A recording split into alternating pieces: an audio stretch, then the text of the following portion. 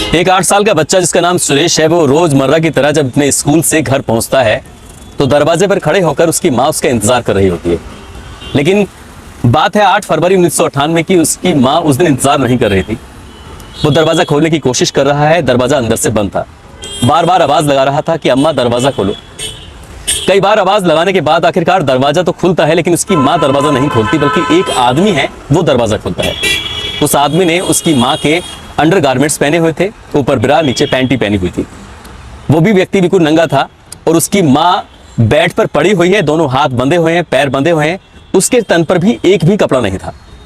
वो व्यक्ति उस लड़के की तरफ देखता है, लड़का उस व्यक्ति की तरफ देखता है, दोनों की आंखों से आंखें मिलती हैं। इससे पहले कि बच्चा कुछ पूछ पाता, उस व्यक्ति ने कहा कि तुम्हारी माँ पर भूतों का साया था, मैंने भूत उतार दिए हैं, फिलहाल डॉक्टर के पास जा रहा हूँ, डॉक्टर को बुलाने के लिए, तब तक तुम अपनी माँ के पास बैठो। उस व्यक्ति ने अपने कपड़े पहने और वहां से निकल जाता है। जो उसने उसकी माँ के अंडरगारमेंट्स पहने हुए थे वो पहने ही रखा।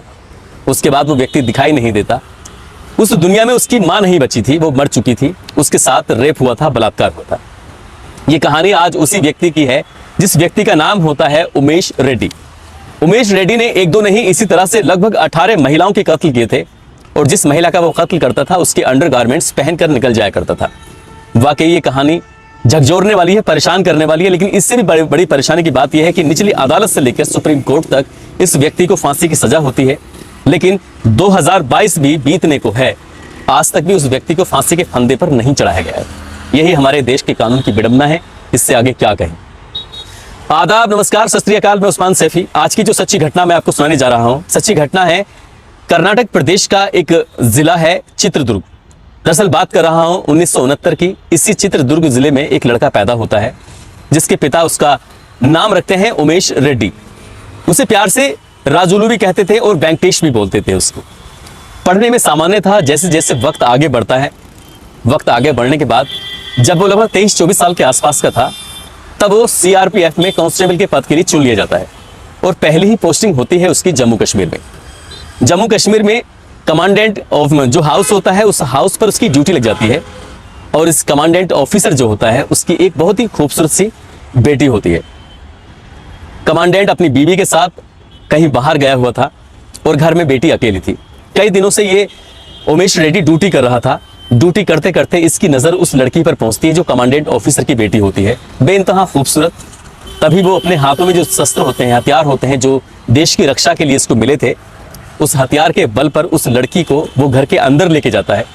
उसके एक एक कपड़े उतारवा कर उसने जो अंडरगारमेंट्स पहने हुए थे उन अंडरगारमेंट्स को वो खुद पहन लेता है और पहनने के बाद उसके साथ रेप करने की कोशिश ही कर रहा था कि अचानक दरवाजा खुल जाता है। जैसे दरवाजा खुलता है तो कमांडेंट ऑफिसर और साथ ही उसकी पत्नी और एक दो लोग और थे जो CRPF के जवान थे, वो यहाँ घुस जाते हैं और देखते हैं अब उस व्यक्ति को जिसका नाम उमेश रेड्डी होता है, कांस्टेबल को देखते हैं तो वो उनकी बेटी के साथ इस तरह की घिनौनी जो कृत्य करने की कोशिश में था, तैयारी में था, आग बबूला हो जाते हैं। तुरंत इसको गिरफ्तार किया जाता है, बेटी की जान बचाई जाती है, बेटी को सुरक्षित बचा लिया जाता है जिसके साथ रेप का प्रयास किया जा रहा था। इसके बाद इस व्यक्ति को गिरफ्तार करने के बाद कमांडेंट ऑफिस के ही एक किसी कमरे में रखा गया था। इसके खिलाफ इससे पहले की कोई कार्रवाई होती, उच्च अधिकारियों से बातचीत चल रही थी। तब ये उमेश रेड्डी एक बहाना करता है, कहता है कि मुझे बहुत तेज टॉयलेट आ रहा है, टॉयलेट करना है और मेरी तबीयत भी कुछ ऐसी खराब सी हो रही है। लोगों को इससे पहले इसके बारे में कोई ऐसी जानकारी नहीं थी, कोई ऐसी खबर नहीं थी कि कैसा व्यक्ति है, इसलिए उसको टॉयलेट करने का मौका देते हैं। जो बंधा हुआ था उसको खोल देते हैं और वहां से मौका पाते ही वो CRPF के कैंप से भाग जाता है और भागकर कहीं नहीं सीधा अपने जिले में पहुंचता है, चित्रदुर्ग में। वहां आने के बाद हैरान करने वाली बात यह भी थी कि कमांडेंट ऑफिसर ने अपनी बेटी के साथ हुए अत्याचार के बारे में कोई FIR दर्ज नहीं कराई और उसे तलाशने की कोशिश भी नहीं की। ये व्यक्ति वहां से सीधा चलाता है अपने ही होम जिले में और होम जिले में आने के बाद एक नई नौकरी की तलाश में जुट जाता है। यानी कि 1996 में इसको एक नई नौकरी मिल जाती है जिला सशस्त्र रिजर्व में। वहां नौकरी करता है और नौकरी करते करते एक दिन जब अपनी ड्यूटी पे जा रहा था तो एक लड़की स्कूल से पढ़कर अपने घर वापस जा रही थी। सुनसान रास्ता होता है और ये रास्ते में उसे मिल जाता है। उस लड़की को ये बुरी नीयत से पकड़ लेता है, दबोच लेता है और जंगल की तरफ लेके जाने की कोशिश कर रहा था। उस व्यक्ति की पकड़ से ही लड़की छूट जाती है। जैसे ही लड़की छूटती है वो जमीन पर एक पत्थर पड़ा हुआ है, उस पत्थर को इतनी जोर से उसके सर में मारती है कि उसको घायल हो जाता है। इससे पहले कि वो कुछ समझ पाता, संभल पाता, वो वहां से भाग जाता है। लड़की भाग जाती है, ये वहीं रह जाता है। और जो इसका शिकार था वो अपने शिकार को अपने अंजाम तक नहीं पहुंचा पाया। इसके बाद बात आई गई हो जाती है ठीक 4 महीने बीतने के बाद 8 दिसंबर 1996 को ऐसे ही घर से निकलता है सुबह के 11 बजे के आसपास। एक पता पूछता एक घर में जाता है और पता पूछने की कोशिश कर रहा था। जब पता पूछ रहा था तो वहां पर एक घर में लड़की होती है, उससे कहता है कि दरवाजा खोलने की कोशिश करता है। लड़की कहती है कि घर पर कोई नहीं है, घर पर सब के सब बाहर गए हुए हैं। तभी उस लड़की से कहता है कि मुझे बहुत जोर की प्यास लगी है, अगर कोई तुम्हें ऐतराज ना हो, कोई तुम्हें दिक्कत ना हो तो क्या तुम मुझे पानी पिला सकती हो। लड़की कहती है मेरे घर पर कोई नहीं है इसलिए आप पानी पी लीजिए। तभी पानी पीने के बहाने से ये कुछ अपनी तबीयत खराब होने का बहाना करता है, कहता है कि 10 मिनट वेट कर लीजिए, मैं बस थोड़ी देर के लिए आराम करना चाहता हूँ और मुझे आराम मिल जाएगा, मैं वापस चले जाऊंगा। वो लड़की उसकी बातों में आ जाती है, उसके घर में घुसता है और ठीक वैसे ही करता है जैसा उसकी आदत थी। उस लड़की के कपड़े उतार कर उसे बांध देता है और उसके अंदर की अंडरगारमेंट्स, उसकी ब्रा और पैंटी को खुद पहनकर उस लड़की के साथ रेप करता है और गला घोंटकर बाद में उसकी हत्या कर देता है। लड़की मर जाती है और मरने के बाद उसके इलाके में जब ये खबर फैलती है तो पुलिस वाले उसकी पता करने की कोशिश करते हैं, लेकिन पता ही नहीं चलता। इसके बाद ये रोजमर्रा की तरह अपने जिला सशस्त्र रिजर्व में जो नौकरी कर रहा था, सरकारी नौकरी करता है। लेकिन 26 जनवरी 1997 की बात है, ये परेड स्थल पर था और परेड स्थल पर होने के बाद वहां अलग अलग स्कूलों के बहुत सारे लड़के लड़कियां भी आए हुए थे। और इत्तेफाक की बात यह होती है कि वो लड़की भी आ जाती है जिस लड़की ने इसके सर में बहुत जोर से एक पत्थर मारा था, इसका सर फोड़ दिया था। वो लड़की इसको पहचान लेती है और जोर जोर से चिल्लाने लगती है, कहती है कि इस व्यक्ति ने मेरा रेप करने की कोशिश की थी, इसने मेरा बलात्कार करने की कोशिश की थी। और जब ये बात पुलिस के अधिकारियों को पता चलती है तो पुलिस के अधिकारियों को ये भी पता चल जाता है कि इसने एक घर में जाकर एक लड़की के साथ ऐसे ही रेप किया था, उसके साथ घटना को अंजाम दिया था। पुलिस इसको गिरफ्तार कर लेती है, गिरफ्तार करने के बाद जेल भेज देती है और जेल भेजने के बाद मार्च 1997 को ही ये बेलारी की जेल में शिफ्ट कर दिया जाता है। अब यहाँ से कुछ लोग इसको लेके जा रहे हैं। जब शिफ्ट कर दिया जाता है तो शिफ्ट करने के बाद यहाँ से कार से, ये गाड़ी से, इसको पुलिस की गाड़ी होती है, बेलारी जेल के अंदर जब लेके जा रहे थे रास्ते में इसने एक बहाना बनाया और बहाना बनाने के बाद कहा कि मेरी तबीयत खराब हो रही है, मैं बहुत उल्टी सी आ रही है, क्या मैं उल्टी कर सकता हूँ, क्या मैं बाहर निकल सकता हूँ, क्या मैं खुली हवा में सांस ले सकता हूँ। पुलिस वाले इसकी बातों में आ जाते हैं और बातों में आने के बाद ये अपना वही परिचय देता है कि मैं सीआरपीएफ में कांस्टेबल के पद पर तैनात हो गया था, जम्मू कश्मीर में मेरी पोस्टिंग थी। लेकिन हैरान करने वाली बात यह थी, जब इसको दूसरी नौकरी 1996 मिलती है चित्रदुर्ग जिले के अंदर, तो इसका हिस्ट्री चेक नहीं की गई थी। ये आखिरकार जम्मू कश्मीर में रहा था सीआरपीएफ में और यहाँ पर जाकर इसने एक गंदार घिनौना कृत्य किया था कमांडेंट ऑफिसर की बेटी के साथ। और यहाँ पर जो पुलिस वाले, 2 पुलिस वालों के साथ ये होता है, उस पुलिस वालों से कहता है कि मुझे उल्टियां आ रही हैं, तब उसे बाहर निकाल कर उसे उल्टी कराने की कोशिश करते हैं और मौका पाते ही वहां से भाग जाता है और भाग के सीधा पहुंचता है बेंगलोर। बेंगलोर में वही पानी पीने का बहाना या पता पूछने के बहाने से इनकम टैक्स ऑफिसर के घर में जाता है। इनकम टैक्स ऑफिसर की बीवी बिल्कुल अकेली होती है घर पे और अकेली होने की वजह से वह पानी पीने के बहाने से घर में घुसता है, उनके कमरे में जाता है, उनका रेप करता है, उनके कपड़े उतारकर खुद पहन लेता है और उसकी हत्या करके वहां से चला आता है। बस इतना था कि लोगों में जब ये खबर अखबारों के माध्यम से लोगों तक पहुंचती है तो तब पता चलता है कि उमेश रेड्डी नाम का एक व्यक्ति है और वो व्यक्ति इसी तरह से घरों में जाता है, पता पूछता है और इस तरह की बातें करता है और वो महिलाओं के साथ वो रेप करता है, उनकी हत्या कर देता है।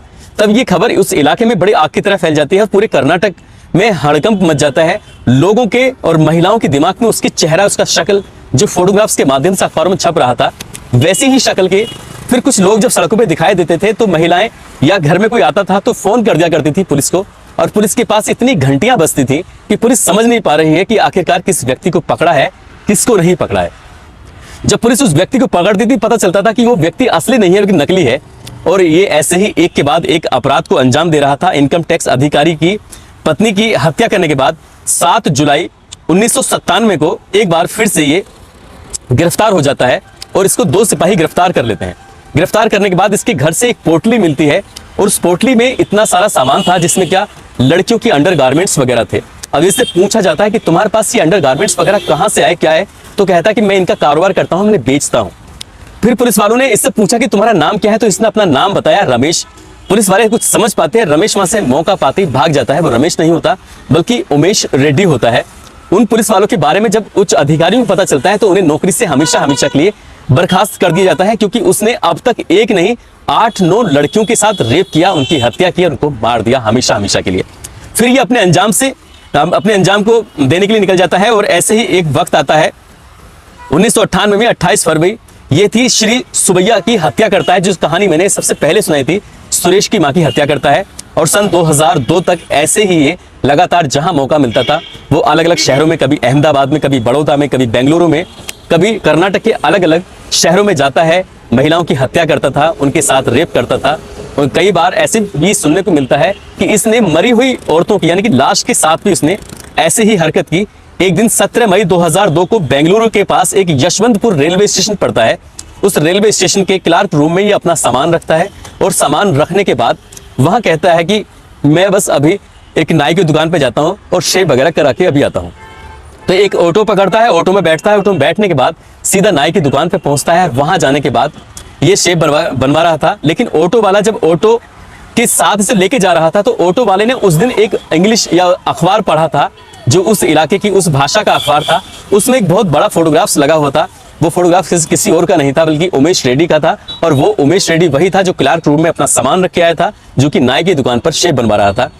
पुलिस वाला सीधा जाता है पुलिस स्टेशन और पुलिस स्टेशन जाने के बाद वहां से पुलिस वाले को बुला के लाता है और 17 मई 2002 को इसको गिरफ्तार करवा देता है, इसको पकड़वा देता है। पुलिस वाले अब की बार कोई चांस नहीं लेना चाहते थे और इसको पकड़ के जेल में डाल देते हैं। लगभग 4 साल के बाद 26 अक्टूबर 2006 को फास्ट ट्रैक बेंगलुरु की कोर्ट में इस व्यक्ति को फांसी की सजा सुनाई जाती है। यानी कि 18 इसने कत्ल किए थे महिलाओं के, और ना जाने कितनी ऐसी महिलाएं थी जिनके साथ इसने ये रेप करने की कोशिश की थी, लेकिन वो आरोप सिद्ध नहीं होते हैं। आरोप सिद्ध सिर्फ 9 मामलों में होते हैं हत्या के, और उस मामले में इसको फांसी की सजा सुनाई जाती है। और फांसी की सजा सुनाने के बाद सन 2007 में अक्टूबर का महीना था, हाई कोर्ट में जब ये मामला पहुंचता है तो वो निचली वाली अदालत के फैसले को बरकरार रखते हैं और इसकी फांसी की सजा को रखते हैं। कहते हैं कि इसको फांसी ही दी जाए। और साथ ही जज साहब कहते हैं कि इस व्यक्ति को समाज में रहने का कोई अधिकार नहीं है, इसलिए इसको जितनी जल्दी हो सके इसको फांसी दे दी जाए। बात इतनी जल्दी फांसी मिलती नहीं है, कानून की बहुत सारी औपचारिकताएं होती हैं, अवधारणाएं, उसके एक एक स्टेप बाय स्टेप गुजरना पड़ता है। 1 फरवरी 2011 को सुप्रीम कोर्ट ने भी इस सजा को बरकरार रखा और सन 2013 में जब राष्ट्रपति के यहाँ पर यह अपील करता है तो राष्ट्रपति ने इसकी अपील को खारिज कर दिया। सन 2016 में इसने एक बार पिटीशन दायर की कि मुझे माफ कर दिया जाए, मेरी फांसी की सजा को उम्र कैद में तब्दील कर दिया जाए, लेकिन सुप्रीम कोर्ट ने इसकी बात को स्वीकार नहीं किया, इसकी अपील को, पिटीशन को खारिज कर दिया। और सन 2021 में एक बार फिर इसने अपने आप को मानसिक रोगी घोषित कराने की कोशिश की, कहा कि मैं मानसिक रोगी हूं और जो ये जितने भी अपराध किए हैं मैंने अपनी मां के इलाज के लिए किए थे, जबकि ऐसी बात कोई पाई नहीं गई थी। तो इसलिए सन 2021 में एक बार इसकी सुप्रीम कोर्ट ने फिर अपील को खारिज कर दिया। फिलहाल सन 2022 चल रहा है। लोगों को, खासकर कर्नाटक के लोगों को जिनके साथ आपराधिक वारदातें हुई हैं, उन लोगों को इंतजार है कि इसको कम से कम समय में फांसी होनी चाहिए। लेकिन वक्त लगातार आगे बढ़ रहा है और उमेश रेड्डी जेल की सलाखों में अपना वक्त जीवन व्यतीत कर रहा है। सन 2022 भी बीतने को है और इस व्यक्ति को आज तक की कोई फांसी, सजा तो सुनाई गई है लेकिन फांसी हुई नहीं है। होगी या नहीं होगी यह भविष्य के गर्भ में छिपा है। आप तो जानते हैं कि हमारे देश का कानून कितना लचीला है, चाहे कितना बड़ा अपराध कर दे लेकिन अपराधी को इतनी जल्दी सजा नहीं मिलती। दोस्तों, जाते जाते कुछ लोगों के जन्मदिन है, जिसमें विवेक कुमार हैं, छोटू सिंह कुशीनगर से हैं, दीपक कुमार, नफीसा बिहार से हैं, कीर्ति कुमारी, ममता वर्मा, इन सभी को जन्मदिन की बहुत सारी शुभकामनाएं, बहुत बहुत मुबारकबाद। आप लोग जहां भी रहें अपना ख्याल रखें, क्योंकि इन कहानियों को, इन किस्सों को सुनाने का उद्देश्य किसी को परेशान करना नहीं है, किसी का दिल दुखाना नहीं है। दोस्तों, अपना ख्याल रखिए, सुरक्षित रहिए। जय हिंद, जय भारत।